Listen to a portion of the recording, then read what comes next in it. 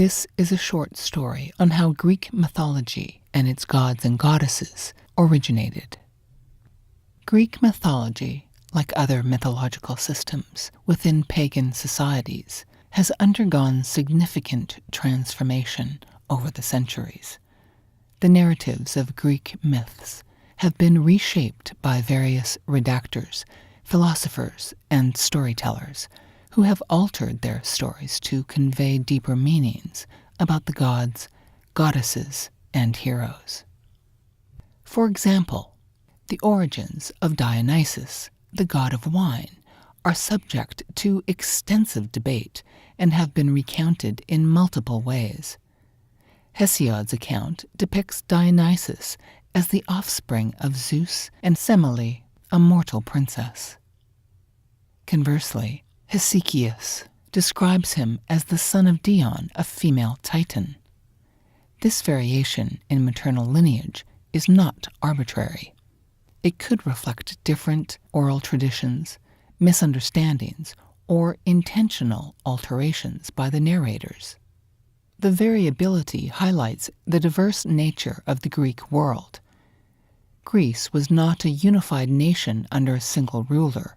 Instead, it was composed of various city-states, or what are known as poleis, each with its own governance.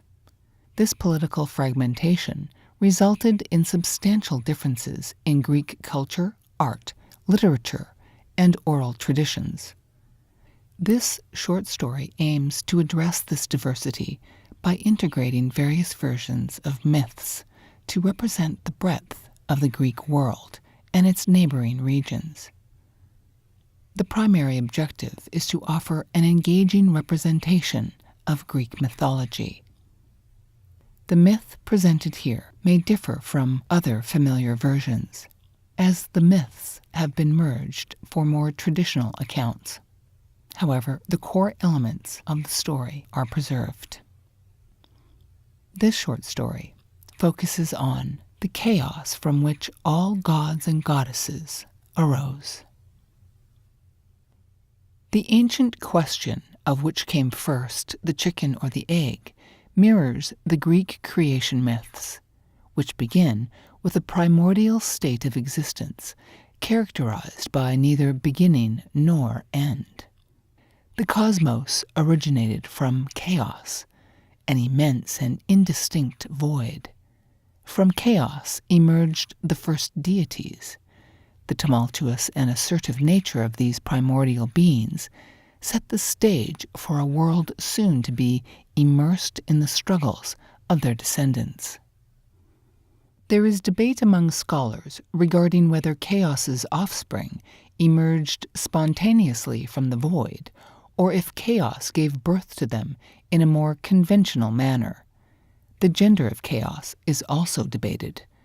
For the sake of this discussion, we will consider chaos as female. This is consistent with her role in producing offspring, although the Greek gods and titans do not adhere to conventional biological principles. In Greek mythology, deities could be born from a range of unusual circumstances, such as a forehead, a thigh, a volcanic eruption, or a primordial black hole. Thus, chaos gave birth to Gaia, whose form became the foundation of the earth and the soil of all life. The second deity born was Tartarus, also known as Erebus, who ruled the underworld, the domain where souls were judged after death. Both gods and mortals feared the darkness of this realm. Following Tartarus came Pontus, the primordial deity of the sea, embodying a raw, elemental power that would later be inherited by subsequent generations of gods. These primordial entities were both the stage upon which the Olympians would act and the source of their powers. Chaos also produced other primordial beings. Eros, often depicted as a cherubic god of love, is sometimes thought to be the child of the Olympians Aphrodite and Ares, but is believed to have originated at the dawn of time. Nyx, the personification of night in female form, also emerged from chaos. Although her depiction as a shadowy figure might suggest malevolence, Nyx is an ambivalent goddess, embodying both light and darkness through her many children.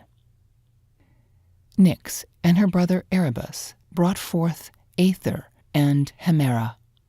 Aether filled the space between heaven and earth with a mist that contributed to the blue hue of the sky. His sister wife Hemera, representing the day, was distinct from Helios, the sun, and she dispensed her brother's mist each morning. In Greek mythology, sibling pairs often symbolize natural dualities, such as the cycles of water and rain.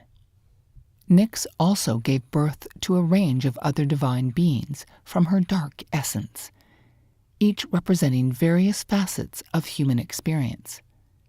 This extensive list includes Moros, which means fate, Hypnos, which means sleep, Onori, which means dreams, Geras, meaning old age, Oises, meaning pain, Nemesis, meaning revenge, Eris, meaning strife, Apate, meaning deceit, Philotes, meaning sexual pleasure, Mamos, meaning blame, Thanatos, meaning peaceful death, Kur is violent death, and the Hesperides. They are daughters of the evening, often depicted as nymphs.